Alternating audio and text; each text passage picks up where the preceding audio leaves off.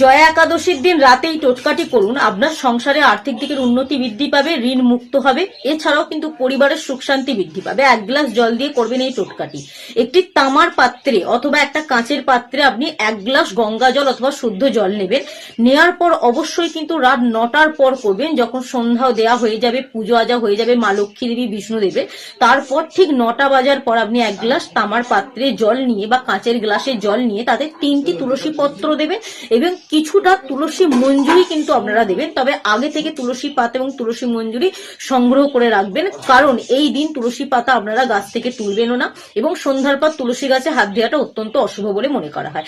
আপনি কাঁচের গ্লাস বা তামার পাত্রে সেই তুলসী পত্র এবং তুলসী মঞ্জুরি দিয়ে রাত্রির বেলা আপনার বাড়ির ঠাকুর ঘরের যে ঈশান কোণ আছে, যদি ঠাকুর ঘর না থাকে আপনি আপনার বাড়ির ঈশান কোণে সেই পাত্রটি রেখে দিন সারা রাত। এবং সকালে ঘুম থেকে উঠে, অবশ্যই সকালে ঘুম থেকে ওঠার পরই আপনি বাসি কাপড়ে ওই পাত্রটি নিয়ে আপনার বাড়ির চারিদিকে সেই জলটি ছিটিয়ে দিন। এতে কিন্তু আমাদের পারিবারিক সুখ যেমন বৃদ্ধি পাবে, তেমন আমাদের সংসারে যদি ঋণ থাকে সেই ঋণ থেকে আমরা মুক্তি পাবো। অর্থের দিকের উন্নতি কিন্তু অতিরিক্ত পরিমাণে বৃদ্ধি পাবে। তবে ভক্তি এবং শ্রদ্ধা এবং বিশ্বাসের সাহায্যে কিন্তু অবশ্যই কাজটি করুন।